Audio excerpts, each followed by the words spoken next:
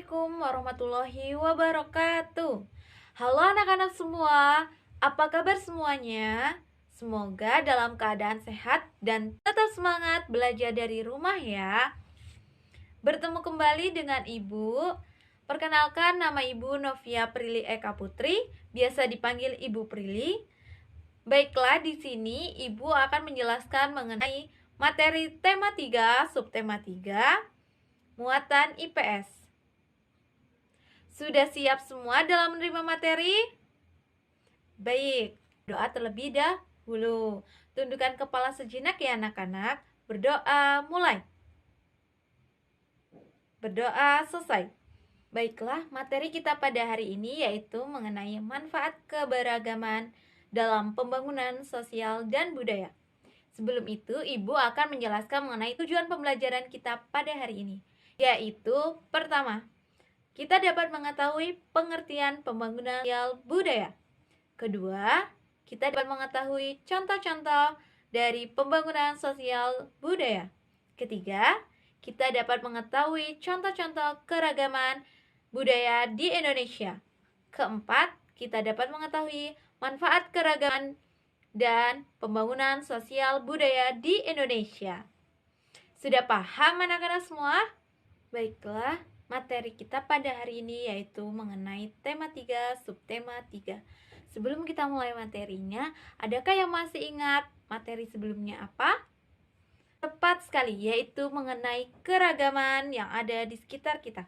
Nah, keragaman itu ada bermacam-macam, seperti di dalam kelas, berkelompok dengan teman-temannya memiliki keragaman yang berbeda. Teman kalian bisa berada dari suku A dan suku B. Misal, teman kalian ada yang bersuku Jawa dan ada yang bersuku Sunda. Nah, itu termasuk salah satu contoh keragaman loh.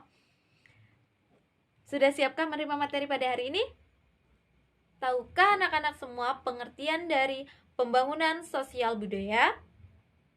Baiklah, pengertian pembangunan sosial budaya terdiri dari kata pembangunan, sosial, dan budaya. Pembangunan itu merupakan suatu proses membangun sesuatu atau perubahan yang direncanakan. Proses membangun tidak hanya seperti membangun rumah, gedung, sekolah, dan sebagainya, tetapi dapat juga seperti pembangunan sosial, budaya, ekonomi, dan sebagainya. Kemudian yang kedua ada kata sosial. Sosial adalah sesuatu yang berkenaan dengan masyarakat atau kepentingan umum. Sedangkan budaya merupakan berkenaan dengan segala sesuatu yang dibuat oleh manusia melalui pikiran dan akal budinya.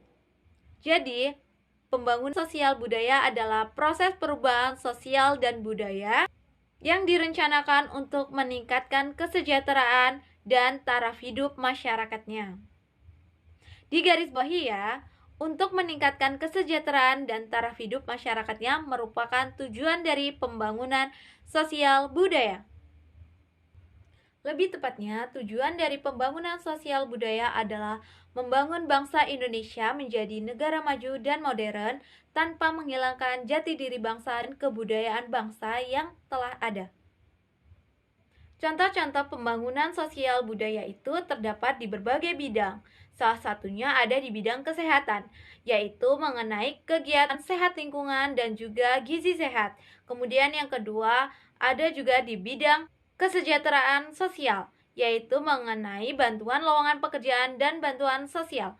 Yang ketiga, ada juga mengenai bidang pertanian, yaitu pembentukan organisasi P3A. P3A adalah Perkumpulan Petani Pemakai Air. Baik, selanjutnya yaitu mengenai keragaman sosial budaya di Indonesia.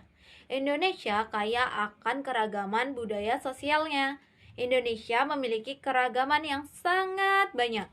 Salah satu contoh-contoh dari keragaman yang dimiliki oleh Indonesia yaitu suku bangsa, adat istiadat, rumah adat, bahasa adat, pakaian tradisional, senjata tradisional, makanan tradisional, upacara adat, dan kesenian masing-masing. Baiklah anak-anak, coba kita kerjakan soal berikut. Kita dapat sama-sama menyebutkan contoh upaya pembangunan sosial budaya. Apa saja sih yang dapat kita lakukan untuk mendukung pembangunan sosial budaya. Pertama, membeli produk hasil karya daerah di Indonesia.